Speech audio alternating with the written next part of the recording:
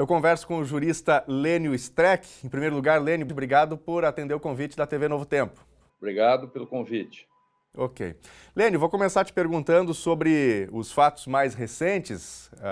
Faço referência à publicação do jornal É o País, com base nas divulgações do Intercept Brasil, onde fica clara que a situação de investigação a um membro do STF, ministro Gilmar Mendes, por parte de integrantes da Operação Lava Jato. Minha pergunta é a seguinte: isso é vedado pela Constituição. O que acontece agora? Bom, de tédio não morreremos, né? Nessa república. Eu acho que todo esse pacote de intrigas foi feito principalmente pelo procurador Dallagnol, mostra um pouco, ou desnuda, uma coisa que se pode chamar o lado obscuro da justiça brasileira, né? Eu me lembro aí, quando eu analiso esses episódios todos, e é um rol, é um rosário de problemas que começaram desde as primeiras divulgações do Intercept, depois da Folha de São Paulo e da Veja, né? Toda essa questão é muito grave porque coloca em xeque aquilo que é mais sagrado da justiça, né? Qualquer faculdade de direito, a gente aprende que o juiz tem que ser imparcial.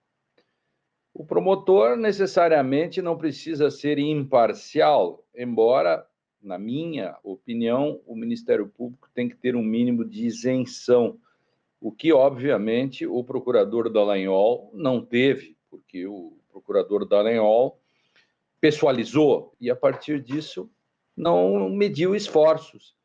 E nisso mesmo, a qualquer um que pudesse obstaculizar, por exemplo, se algum ministro supremo contrariasse Dallagnol, lá estava ele puxando o assunto com outro ministro, buscando socorro em partido político, tentando fazer intrigas, né? Veja, essa questão dos diálogos, esse que você fala no início ali do El País, e outros que mostram que ele estava conversando com outros procuradores e buscando ali para ver se a esposa do ministro Gilmar Mendes, a esposa do ministro Toffoli, tem um primo que tem uma fazenda, será que ele não tem conta na Suíça? Porque tudo isso está acontecendo, o réu não está sabendo de nada, não está sabendo, e o defensor também não. Isso é muito grave. Essa é uma questão importante, né? Claro que qualquer um vai dizer e vai contestar o problema da origem das provas. Por exemplo, esses diálogos vieram de hackeamento ou não, não se sabe bem ainda. A grande questão aí não é saber, veja, já não se trata de discutir ou saber se Dallagnol ou Moro ou os outros componentes da força-tarefa possam ser punidos penalmente ou não por isso. Mas o conteúdo pode contaminar as provas e o processo, beneficiando o réu. Ok, nesse sentido, inclusive, eu já aproveitaria para te perguntar o papel das provas, em tese ilícitas, para que vão servir essas provas? Esse fato poderia daqui a pouco invalidar sentenças que, enfim, partiram desse processo todo. Isso pode ocorrer? Claro que sim, isso pode acontecer. Por exemplo, nos meus tempos de faculdade, tinha um exemplo muito prosaico, uma carta que é aberta de forma criminosa, porque é violação de correspondência, e o conteúdo dessa carta diz: fulano de tal matou Beltrano, e Beltrano está condenado injustamente porque no dia tal, tal, tal, as provas estão em tais lugares, quem matou foi outra pessoa. A prova é ilícita na sua origem, mas o Beltrano, dessa relação, o que está pagando injustamente, ele pode ser beneficiado, e o mundo todo é assim.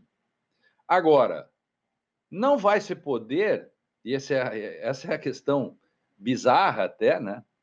Aquele que é o criminoso provavelmente não vai poder ser processado porque essa prova é ilícita e o único modo que se descobriu foi pela ilicitude. Logo, prova ilícita não pode, mas pode beneficiar. Por exemplo, prova ilícita, se os elementos da prova demonstram que houve falta de imparcialidade ou, por exemplo, o juiz que aconselha o promotor ou o procurador, esse é um elemento que anula, né, que pode anular as provas ou o processo, porque faltou a imparcialidade. No nosso caso, as provas existindo, não havendo dúvidas sobre esses elementos, sobre esses diálogos, os diálogos poderão sim beneficiar muitas pessoas, principalmente no caso o ex-presidente Lula, porque é principalmente desse caso, mas há o caso do Okamoto e há outras questões também que estão envolvidas nisso, inclusive os acordos de delação premiada, alguns deles também passíveis de contaminação nesse processo. Ainda com base na sua primeira resposta sobre juízos morais, isso tem interferido bastante, parece, na justiça brasileira, né? Ou seja, o juiz, o procurador, ele acha que tal conduta deve ser punida, né? E ele faz de tudo para que isso realmente aconteça. Bom, o papel dele é ser promotor, é acusar, mas ele faz absolutamente de tudo. Eu me refiro àquela questão de que aí os fins justificam os meios, né? O senhor fala eventualmente sobre isso também. Então, a minha pergunta é a seguinte: existe um caminho para que a Constituição possa ser seguida de fato, em detrimento de juízos morais ou com base naquilo que eu acho que deve ser o ideal para o país? Sua pergunta é excelente. Essa é a grande questão brasileira, é uma grande questão que muitos países já resolveram. Por exemplo, na Alemanha, na Itália, nos Estados Unidos, pelo menos no estado de Nova York. A partir de 1963, nos Estados Unidos, desde 93 na Itália e a Alemanha um pouco mais antigo, os códigos de processo ou a jurisprudência dizem que quando o Ministério Público ele investiga e descobre também provas a favor da defesa, ele tem que trazê-las. E mais, ele é obrigado a investigar para os dois lados, tanto para a defesa quanto para a acusação. Esse é um modo de garantir aquilo que é a isenção e a imparcialidade. Isto vem na discussão do Brasil acerca daquilo que é uma coisa muito comum aqui, de se achar e até se concordar, e esse é um problema seríssimo da comunidade jurídica, a péssima formação dos advogados brasileiros, e a própria formação dos próprios membros do Ministério Público e dos juízes, enfim, do aparato judiciário brasileiro. Este é um problema porque, ao invés de se estudar direito nas faculdades de direito, fica-se discutindo o que é bom, o que é ruim, juízos morais, etc. Ora, a lei é para todos. A Constituição doa quem doer. Se tem prova ilícita ou se ou outra coisa, tem que ser para qualquer pessoa. Ninguém está acima da lei. E porque se eu uso meus juízos morais ou políticos para julgar ou para falar sobre algo, eu estou exatamente moldando os fatos ao que eu quero. Eu não posso moldar os fatos ao que eu quero. Os fins não podem justificar os meios. Então, nós temos um longo trabalho pela frente na comunidade jurídica brasileira, né, em que nós temos que ver que, quando a Constituição não nos agrada, a gente não pode atirar nela. Não dá para torturar a Constituição. Não dá para torturar o Código de Processo se ele dá garantias. Quem estuda direito cuida de direitos. Então, como médicos cuidam de pacientes. Eu nunca vi médicos ser contra vacina. Logo, um jurista ou alguém que estudou direito tem que ser a favor dos direitos. Agora, ser a favor de direitos implica necessariamente em você não substituir esse direito por aquilo que você pensa que o direito deve ser. Foi isso que aconteceu. Substituíram o direito pelas opiniões político-ideológicas pessoais dos operadores. Advogado pode fazer isso, porque advogado defende seu cliente. Juiz e promotor, não. Ok, nesse sentido, Lênio, passado aí algum tempo das primeiras revelações sobre esse contato privilegiado, vamos chamar assim, entre Deltan e Moro, a gente viu muita polêmica na política, muito barulho, mas efetivamente daí pouca coisa surgiu. O senhor acha que esse é um precedente? Isso está se tornando algo normal no Brasil? Pode-se abrir um precedente a partir dessa ação? É uma relação que seria uma relação aceitável? Qual que é a sua opinião sobre isso? Olha, tudo isso pode ser uma grande tosa de porco, né? Muito grito e pouca lã. Depende muito também do modo como o Supremo Tribunal vai encarar essa questão. Até que ponto existe uma maioria no Supremo que queira, de fato, fazer o enfrentamento disso. Ou, voltando ao assunto anterior, até que ponto o direito vai ser preservado independentemente dos gostos e das opiniões. Então, porque o Brasil hoje está numa, e você vai concordar comigo, e nas suas companhias, nas minhas, em roda, quando a gente conversa sobre o assunto esse que nós estamos falando na entrevista, quem é a favor do Lula e quem é contra o Lula, quem é a favor do Moro, quem é contra o Moro, quem é a favor do Bolsonaro, quem é a favor ou contra, virou uma espécie de Grenal, um fla-flu.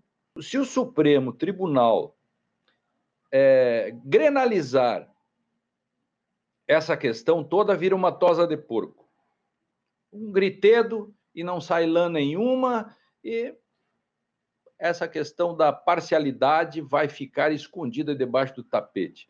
Se o Supremo Tribunal decidir, olha, não é possível que 2 ministros, no mínimo, do Supremo Tribunal sejam meio que investigados de forma escondida por membros de uma força-tarefa, como foi o caso, ir atrás das coisas do ministro Gilmar Mendes. De novo, você pode gostar ou não do ministro Gilmar Mendes, mas não é disso que se trata.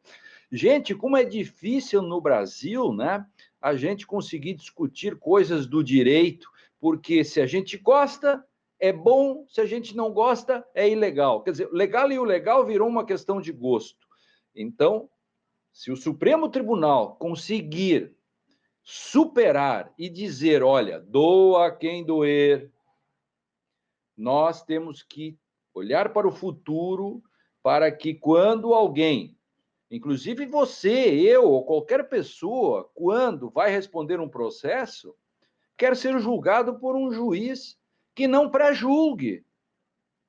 Quando as pessoas falam comigo isso, eu pergunto, e se tivesse sido o contrário?